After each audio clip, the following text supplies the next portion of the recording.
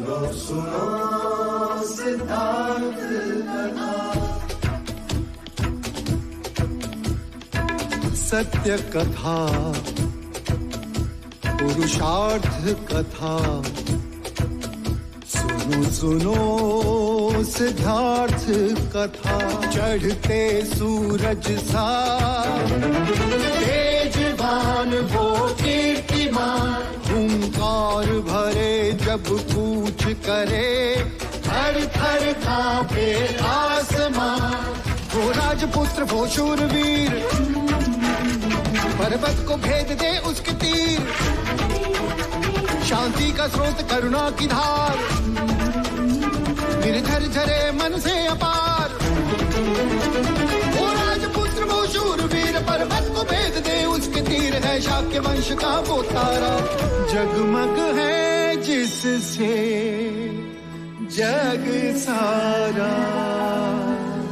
सत्य कथा, पुरुषार्थ कथा, सुनो सुनो सिद्धार्थ कथा। महाराज शुद्धोदन की जय, महाराज शुद्धोदन की, महाराज शुद्धोदन की जय, महाराज शुद्धोदन की जय, महाराज शुद्धोदन की, महाराज शुद्धोदन की जय, महाराज शुद्धोदन की, महाराज शुद्धोदन की जय, महाराज शुद्धोदन की, महाराज शुद्धोदन की, महाराज शुद्धोदन की जय। देखा मंगला दीदी, तुम कहती थी यशोधरा के चरण पड़े और युद्ध आ गया। आज मैं कहती हूँ यशोधरा के चरण पड़े और कपिलवस्तु ने विजय पाई।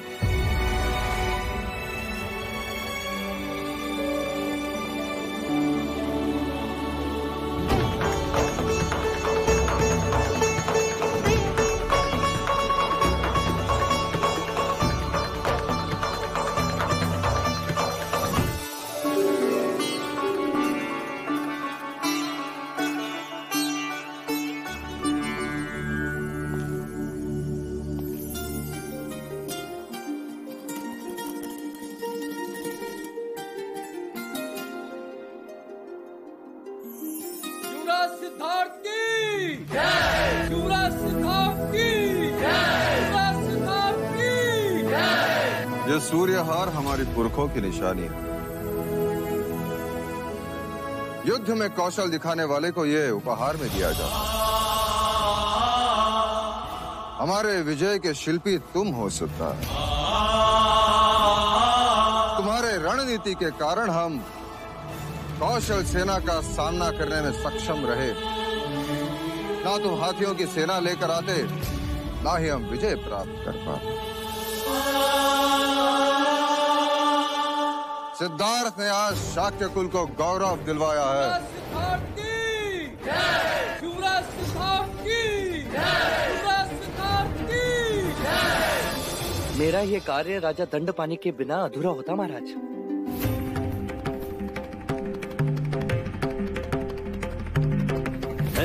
राजा दंडपानी यशोधरा जैसी पुत्री को जन्म देते, न उसे उपहार में कुंज नामक हाथी देते, न यशोधरा मेरी कुंज से मित्रता करवाती, ना ही मैं हाथियों की भाषा समझ पाता, ना हाथियों का दल बनता, और ना मैं युद्ध रोक पाता। राजकुमारी यशोधरा की जय, राजकुमारी यशोधरा की जय, महाराज दंडपानी की जय, महाराज दंडपानी की जय, महाराज दंडपानी की जय, महाराज दंडपानी की जय। बर्फ पिघलने के कारण रोहिणी नदी का जलस्तर बढ़ा होगा। तुम देवता जाकर रोहिणी नदी के सेतु को तोड़, ताकि हमारा सैन्य यहाँ आने न पाए। जाओ।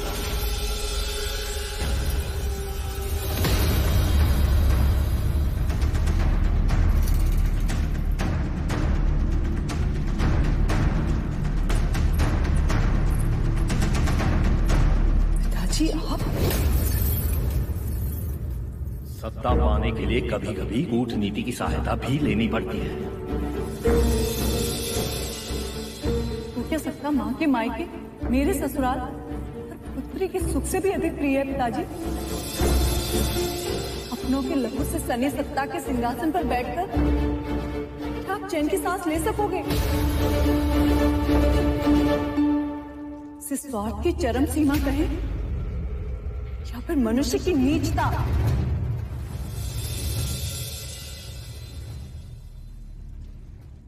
हमारे इस यश का एक अधिकारी और भी है महाराज। कौन? कुमार देवदत्त। कुमार देवदत्त की बोलो, कुमार देवदत्त की बोलो, कुमार देवदत्त की। सत्य कहा देवदत्त। यदि तुम्हारा तीर निशाने पे नहीं लगता तो शाक्यों के सम्मान के साथ साथ हम युद्ध भी हार जाते।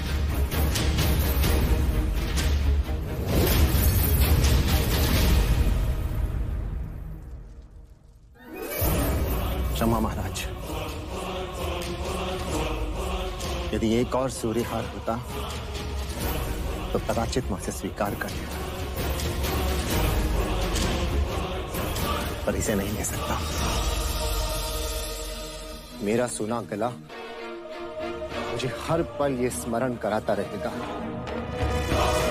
कि मैं ज्येष्ठ तो हूं पर अभी सर्वश्रेष्ठ नहीं। देवदत्त,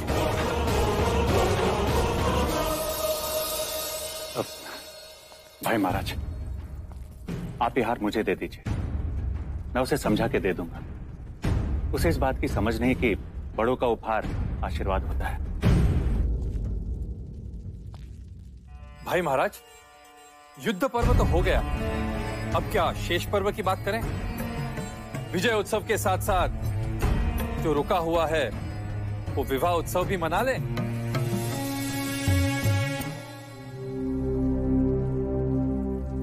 महाराज, कुल गुरु वाचस्पति ने एक मुहूर्त निकाला था जो आज से 5 दिन बाद का है।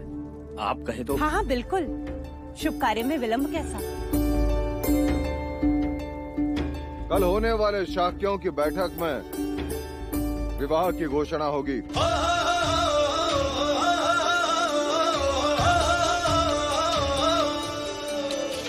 मंगल मंगल छायो है, आनंद है खुशियों का। सेनापति जी, ये हार हमारी तरफ से युवराज को पहना देना और उनसे कहना कि उनके पराक्रम की बातें अब हर घर घर में हो रही है। युवराज जी, युवराज जी, युवराज जी, युवराज जी, युवराज जी, युवराज जी। देखा आपने, हर घर में केवल सिद्धार्थ की ही गाथा गाई जा रही है। अपना लहू बहा के युद्ध किया हमने और अंतिम क्षण में सारा श्रेय सिद्धार्थ मिल गया। और आपकी सेना की तो कोई गिनती ही नहीं। सेनापति जी, मुझे दुख तो इस बात का है कि प्रसन्नजीत से संधि करते समय एक भी शाक्य राजा से नहीं पूछा गया। और आप तो शाक्य संघ के सदस्य हैं, सेनापति हैं। आपसे तो पूछा होता कि क्या प्रसन्नजीत जैसे शत्रु को अभेदान देना उचित है? कदापि नहीं। इसका दुष्परिणाम तो हमें भुगतना ही होगा। प्रसन्नजीत निश्चित ही हम पर पुनः आक्रमण करेगा। अर्थात महाराज और सिद्धार्थ का निर्णय उचित नहीं था? नहीं, कदापि नहीं। तो ये प्रश्न शाक्य सभा का मुद्दा हुआ या नहीं? निसंदेह हुआ।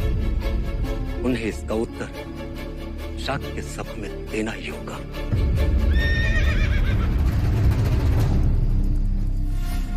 हमेशा तुम प्रश्न करते थे सबसे युवराज, अब सब तुमसे प्रश्न करेंगे।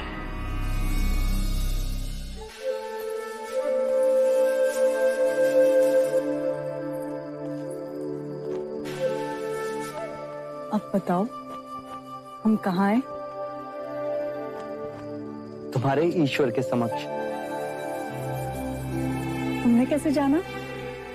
प्रसाद की सुगंध जो आ रही है। और तुमने बहुत सारे दिए सजाएं गोपाल। अब ये तुमने कैसे जाना? आदत है तुम्हारी। सुख में दिए, दुख में भी दिए। अर्थात दुख में दिए जलाकर तुम प्रार्थना करती हो और सुख में दिए जलाकर तुम उपकार मानती हो।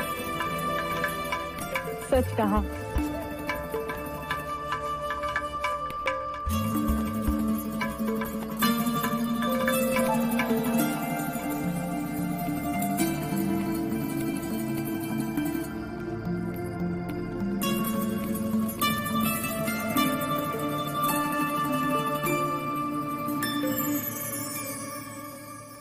मैंने प्रण लिया था कि तुम्हारे सकुशल युद्ध से लौटने पर मैं ईश्वर को उजाले से सजाऊंगी।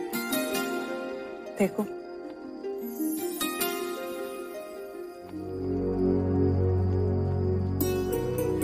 और मैं ना लौटता था तो इन्हीं दियों की लौ में अपने प्राण त्याग देती। छोड़ो, मैंने कहा छोड़ो मुझे। जो मन में आया कह दिया। क्षत्रिय रणभूमि में लड़ते हैं और छत्राणियां अपनी भावनाओं से लड़ती हैं। तुम तो इतनी सी बात का बुरा मान गई गोपा। बैठो, चलो वो अपनी आंखें बंद करो, बंद करो।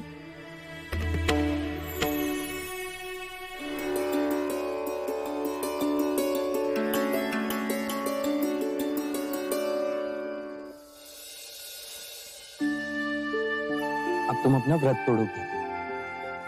तुमने कई दिनों से भोजन नहीं किया।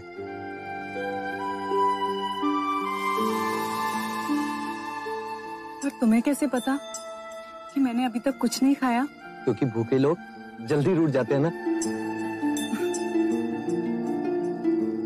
रूठ गई ना?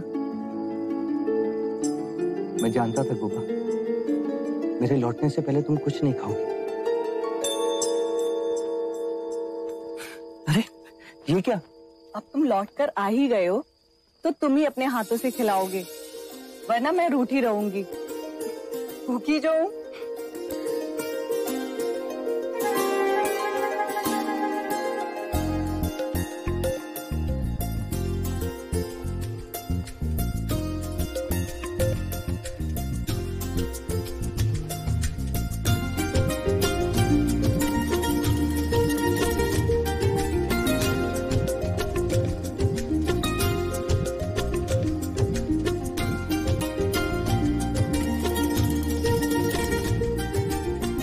आज माया होती तो कितनी खुश होती इन्हें देख के। कौन कहता है कि माया यहाँ नहीं है? मुझे तो सदैव आभास होता है कि माया कहीं कहीं हमारे आसपास है। अरे कहीं नहीं कहीं हो।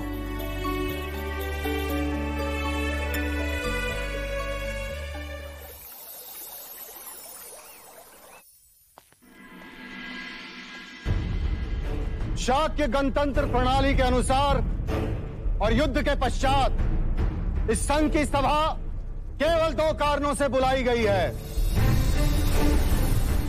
सर्वप्रथम मैं आप सबको युद्ध में विजयी होने की बधाई के साथ साथ अपने पुत्र युवराज सिद्धार्थ और यशोधरा के विवाह का आमंत्रण देता हूं।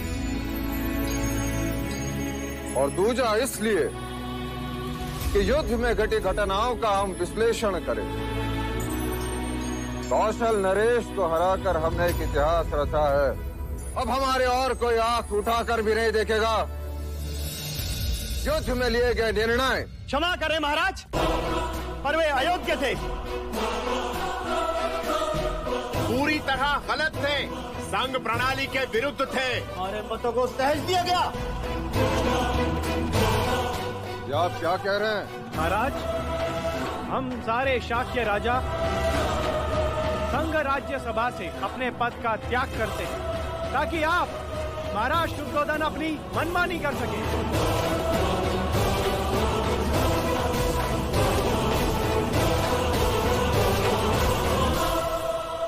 ये आप क्या कह रहे हैं राजन? वही जो सच है। शाक्य गणराज्य अब गणतंत्र नहीं रहा। हाँ हाँ नहीं रहा, बिल्कुल नहीं रहा। नहीं रहा, ये गलत है। मगध और कौशल की तरह अब सर्वमुख्तार हो गया है। हाँ, सर्वमुख्तार हो गया है। ये आप क्या कह रहे हैं? युद्ध के विषय में आपने हमें अपने विश्वास में नहीं लिया। हाँ, नहीं लिया, आपने विश्वास में नहीं लिया। वो समय विचार विमर्श करने का नहीं था। मैंने ऐसा कोई निर्णय नहीं लिया जिससे हमें या शाक्य कुल को कोई खतरा हो। संजीत जैसे शत्रु को जीवित रखना ये गलत निर्णय था। गलत निर्णय था ये, गलत था, बिल्कुल गलत संजीत था। अपनी पूंछ में विष लेकर गया है, वो डंक मारने फिर से आएगा। और महाराज, युवराज सिद्धार्थ के इस निर्णय ने तो हमारे भविष्य पे ही प्रश्न चिन्ह लगा दिया है। अब तो हर घड़ी यह खतरा रहेगा कि वो कब हम पर वार करेगा। और महाराज, आपने तो प्रसन्नजीत की गर्दन पर तलवार रख दी थी, पर सिद्धार्थ के कहने पर आपने उसे छोड़ दिया। यह आपका और केवल आपका निर्णय था, साक्ष्यगण का नहीं। महाराज, सारा शाक्य गणतंत्र आपके नेतृत्व का आदर करता है, किंतु युवराज सिद्धार्थ को इस प्रश्न का उत्तर इस राज्यसभा में देना ही होगा। और महाराज, युवराज सिद्धार्थ हैं कहाँ? जब संघ की मंत्रणा चल रही है तो संघ के सदस्य की अनुपस्थिति क्यों? कहिए महाराज।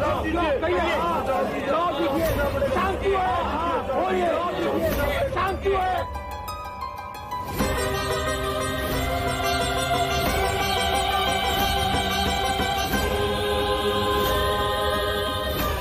युवराज, मेरे पिताजी को क्या हुआ? बोलो ना, क्या हुआ मेरे पिताजी को? वो बेसुध है। वो ठीक तो हो जाएंगे ना? बोलो ना।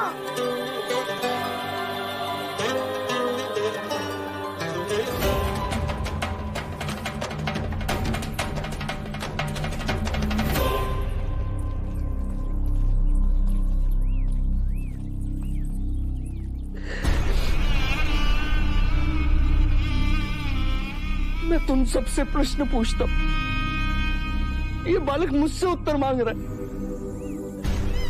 कहो गोपाल, क्या उत्तर दूं मैं उसे? कैसे समझाऊं उसे कि केवल उसके पिता नहीं, मैं सारा संसार बेसुध है। कैसे समझाऊं? आपके प्रश्नों का उत्तर देना मेरा और मेरे पुत्र युवराज सिद्धार्थ का उत्तरदायित्व है। तब तक आप सभी राजाओं से विनती है कि मन में किसी भी प्रकार का मैल रखे बिना आप मेरे पुत्र का आशीर्वाद देने अवश्य पधारें।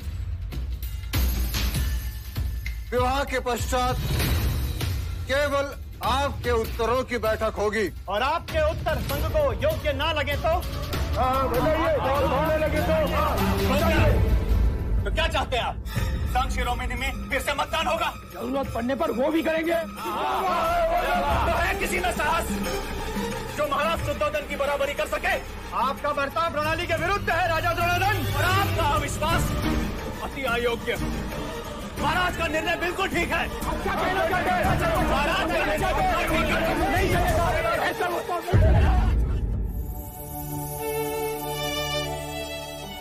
माँ, आप चिंता ना कर। आपका एक पुत्र युद्ध में घायल हो गया तो क्या हुआ? आपका दूसरा पुत्र आपके सामने बैठा। मैं आपकी देखभाल करूंगा। आपका पुत्र हमारे लिए तलवार बना, तो क्या मैं आपकी लाठी भी नहीं बन सकता?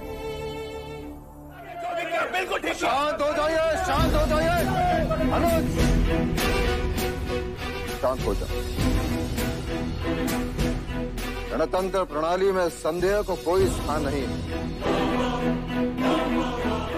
मुझे मतदान से कोई आपत्ति नहीं।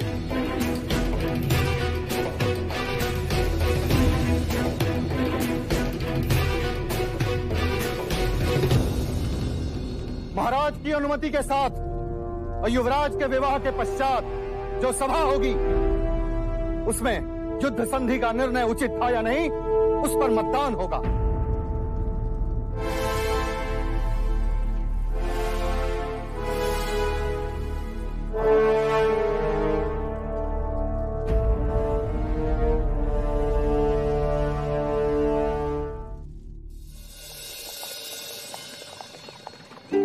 रथ रोको चंद्र।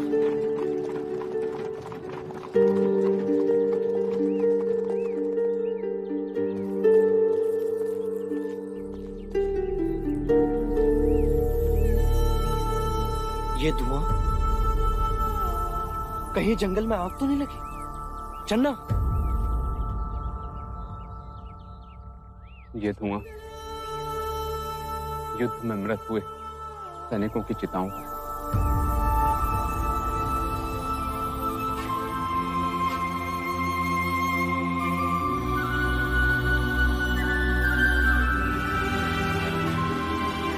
इस सैनिकों के शव में मनुष्यता जल रही है और हम सब जीवित मनुष्यों को लज्जित कर रही है।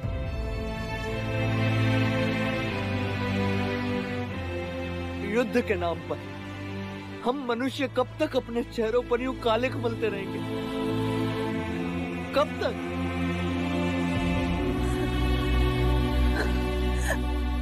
ये क्या सिद्धार्थ? यही तो मैं पूछ रहा हूं सबसे। ये क्या? एक राजा को अचानक एक दिन इच्छा होती है कि उसके नाम के आगे चक्रवर्ती लिखा जाए और वो अश्वमेध नामक यज्ञ करे, युद्ध करे, और उपलब्धि क्या? ये काला धुआं, यहां भी और वहां भी।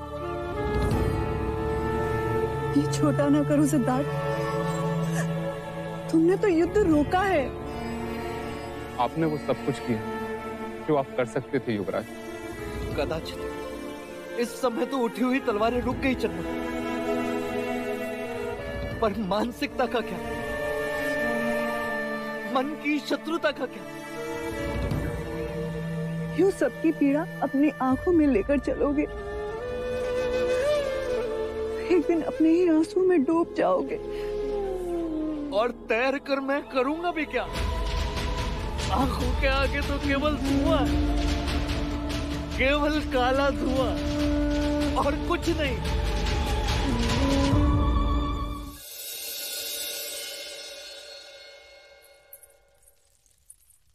मुझे हमेशा इस बात का खेद रहेगा कि यशोधरा का विवाद देवता में ना कर सके। फिर वही बात अमिता दीदी, आप अपना जी छोटा ना करें। कपिलवस्तु भी तो आप ही का है, आपका मायका है। और फिर माँ के घर से ना गई बारात, मामा के घर से गई, तो क्या हुआ? और हम सब भी तो असहाय हैं। कुलगुरु वाचस्पति का आदेश जो है, यदि ये मुहूर्त टल गया तो फिर वर्षा ऋतु तक रुकना पड़ेगा। हाँ, और तब तक वर वधू कैसे रुकेंगे? प्रणाम। समस्त देवियों को इस वैश्य का प्रणाम। पधारिए।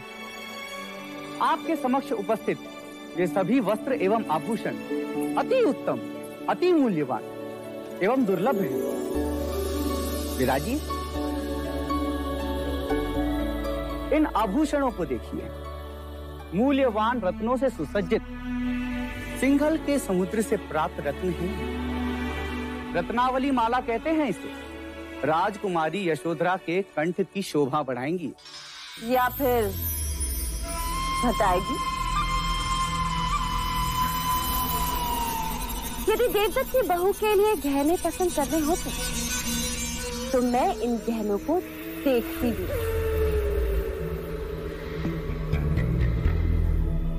अच्छा, एक काम करते हैं, पहले वस्त्र देख लेते हैं, फिर उसके अनुसार गहने देख लेंगे।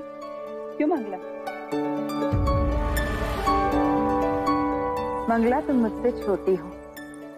अब पहले देवदत्त की बहू के लिए तुम कैसे वस्त्र पसंद करोगी वो दिखाओ। पसंद आएगा तो यशोधरा के लिए भी ले लेंगे। क्यों? जैसी आपकी इच्छा अमिता दीदी।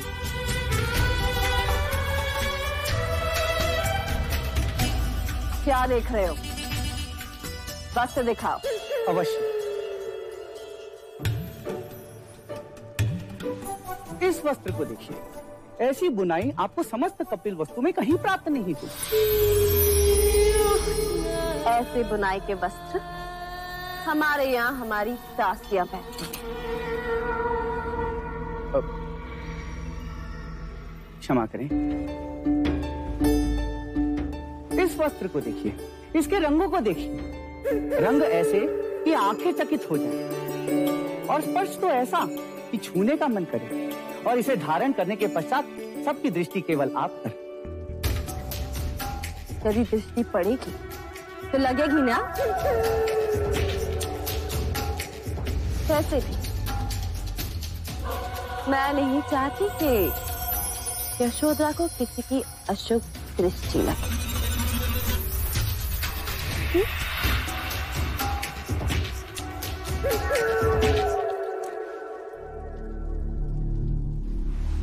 इस वस्त्र को देखिए, यह तो निश्चित रूप से आपको पसंद आएगा। आपकी पसंद बड़ी हल्की है।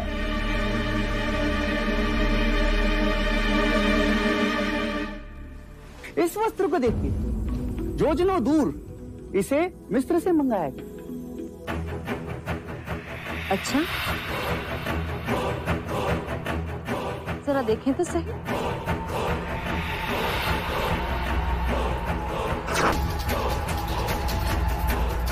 लो, हट गए। आप हमारा अपमान कर रहे हैं। मुझे नहीं लगता आपके पास ऐसा कोई वस्त्र जो मंगला की बहू के योग्य हो।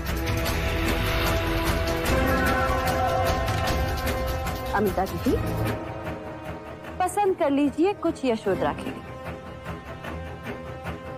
यदि मेरा मैका होता तो आग लगा देती इन वस्तुओं को।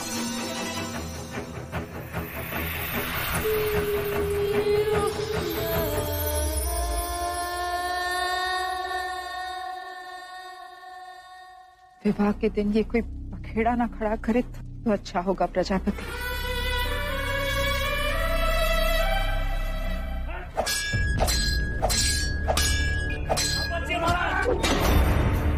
भाई महाराज,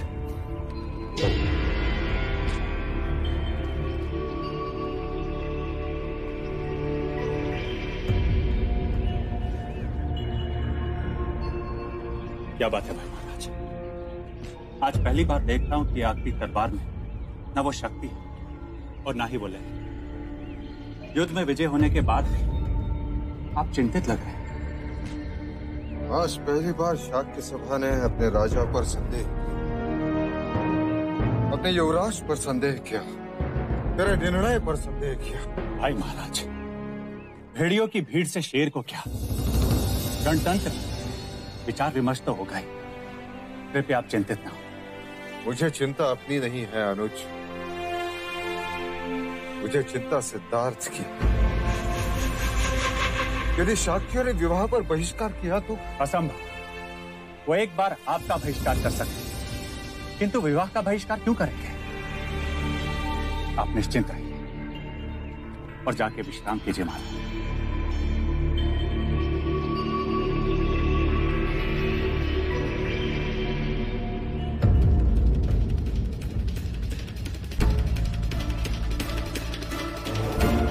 बधाई हो पुत्र, तुम्हारी व्यू रचना भी सिद्धार्थ से कम नहीं। जहां आंखों में युद्ध की प्रसन्नता होनी चाहिए थी, वहां महाराज के माथे पर बल पड़ गया। अब तो प्रण लिया है पिताजी, मैं तो चैन की सांस लूंगा और न ही चैन की सांस लेने दूंगा। गहरी पे तो लगाओ।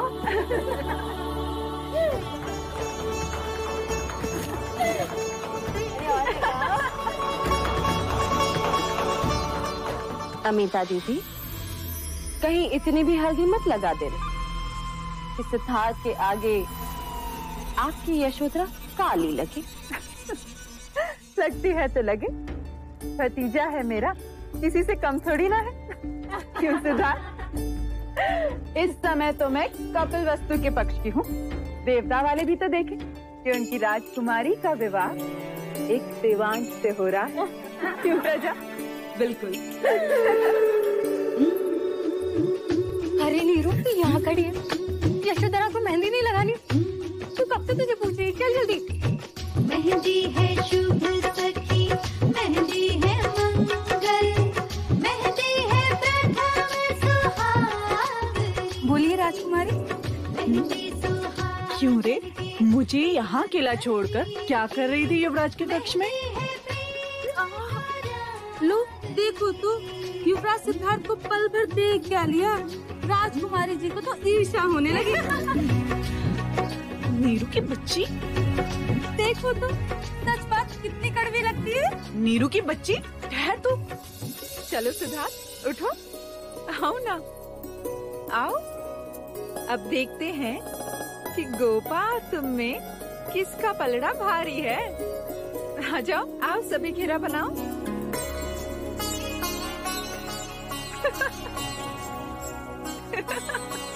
ये क्या कर रहे हैं आप लोग? बुआ? वर राजा, ये है संसार का घेरा जिसे तुम्हें तोड़ना है। यदि तुम इस घेरे को तोड़कर निकल गए तो तुम जीत गए। फिर गृहस्थ जीवन में गोपा की नहीं, तुम्हारी चलेगी।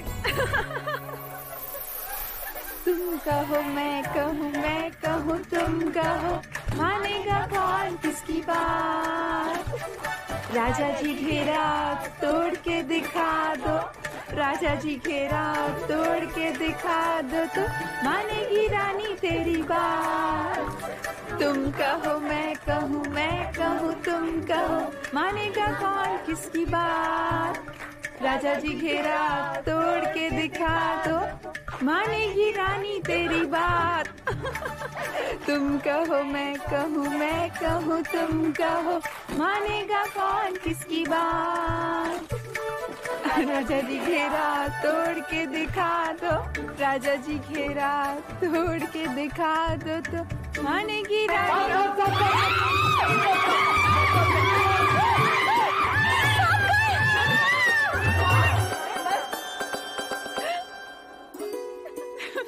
सिद्धार्थ,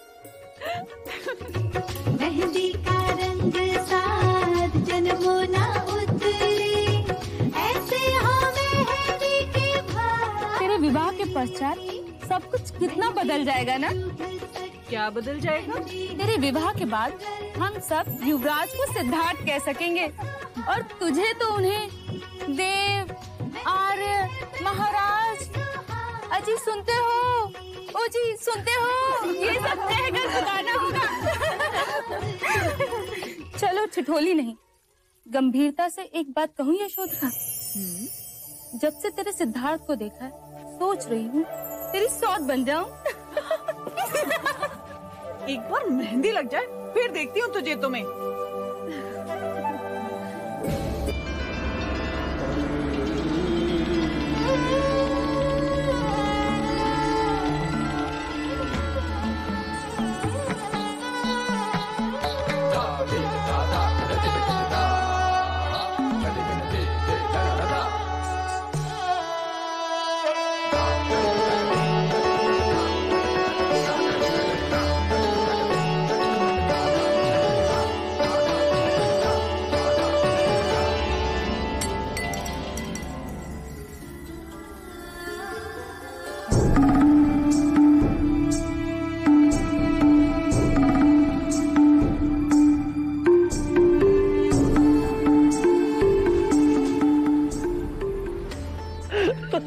हमारी गणिकाओं के नृत्य देखकर सारे राजा मदमस्त हो रहे हैं।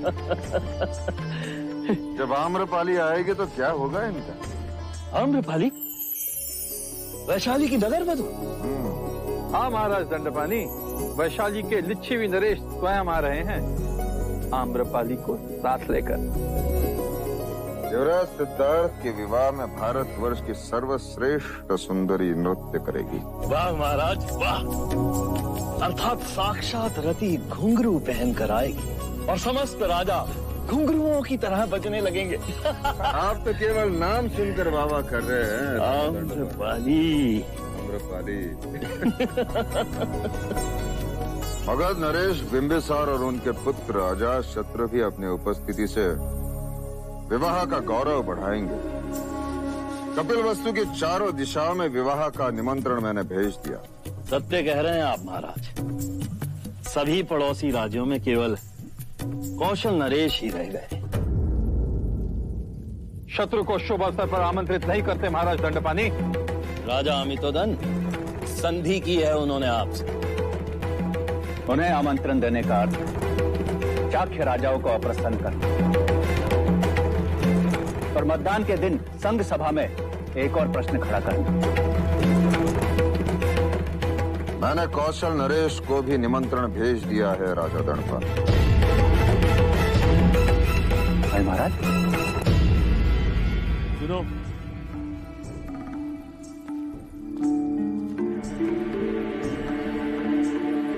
कुमार देवदत्त तक हमारा एक संदेशा पहुंचा दे। कहना उनके आदेश पर कार्निका पहुंचा।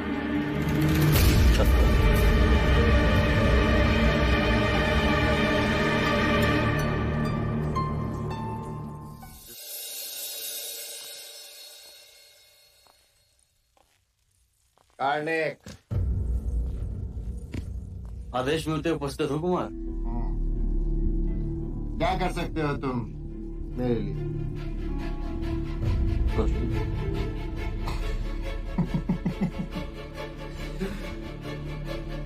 और धन के लिए?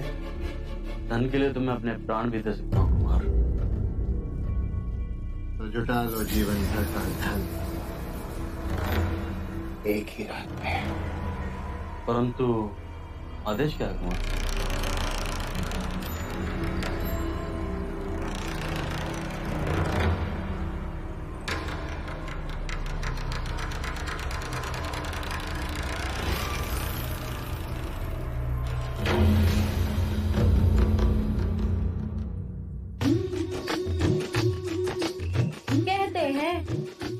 नींबू का पानी लगाने से मेहंदी का रंग गहरा होता है।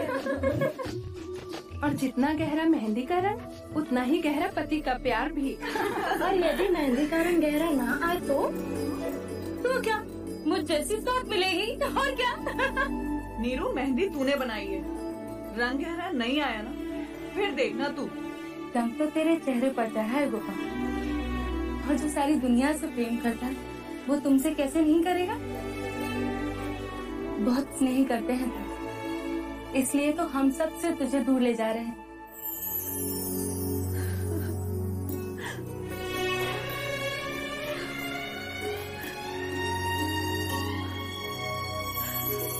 तुम सबके बिना कैसे रह पाऊंगी मैं? अभी नहीं रोते गोपा, लोग तो विवाह के बाद रोते हैं। यदि विवाह से इतना दुख हो रहा है तो मैं विवाह कर लेती हूँ सिद्धार्थ से। नीरू की बच्ची है, तुझे तो मैं बताती हूँ, बिगड़ने दे मेहंदी। राजकुमारी, आपके लिए एक संदेश है। किसका संदेश? युवराज का। युवराज ने आपको तालाब के पास मिलने के लिए बुलाया है। इस समय?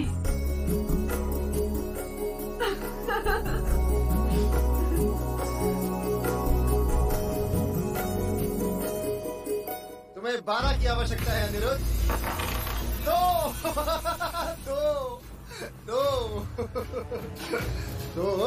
सिद्धार्थ, आप मुझे बचाइए ना, ज्येष्ठ आज जीतते ही जा रहे हैं। नहीं अनिरुद्ध, तुम खेलो, मैं कहीं। अब आ भी जाओ। वैसे भी कल से तुम्हारी सारी रातें यशोधरा के साथ ही बीतेंगी। मैं कब से हार रहा हूँ सिद्धार्थ, आप चलिए, आप मुझे जिताइए। आज मैं ही जीतूंगा अनिरुद्ध। जयेश चौसर खेलने में निपुण है अनिरुद्ध। मुझे पता है, परंतु आप भाग्यशाली हो और आप ही जीतोगे।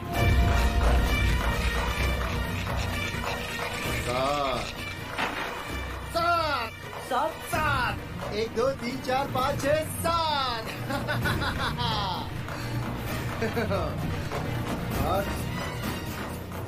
आज तो तुम्हारा भाग्य भी तुम्हारा साथ नहीं देगा। तुम मुझे नहीं हरा सकते। सिद्धार्थ, 10, केवल 10 चाहिए। भाग्य के पास से पलटते देर नहीं लगती ज्येष्ठ। 10। 1 2 3 4 5 6 7 8 9 10। लो ज्येष्ठ, हो गई बराबरी।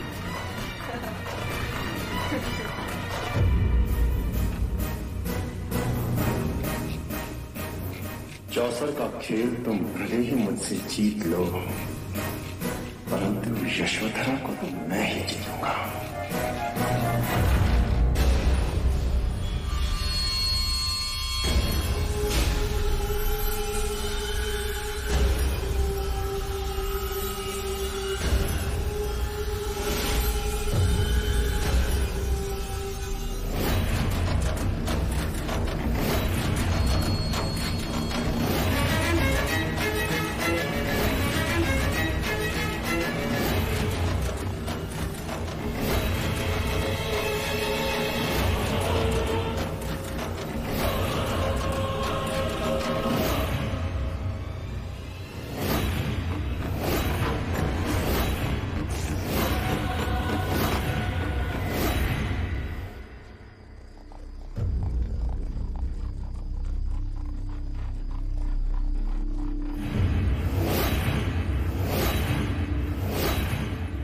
राजकुमारी को देखा है? राजकुमारी अपने कक्ष में भी नहीं।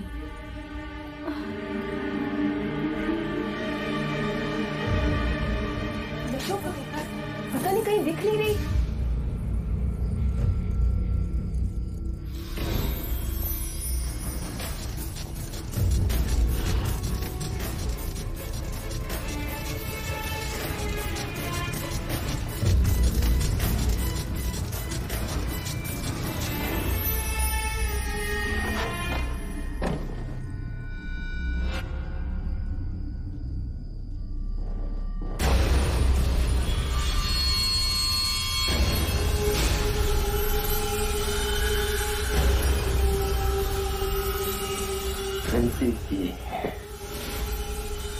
बहुत समझाया, बहुत समझाया, प्रेम भी किया, पर तुम नहीं मानी।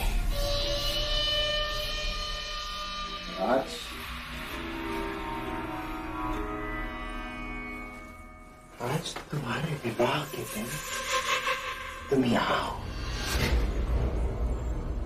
मेरे पास।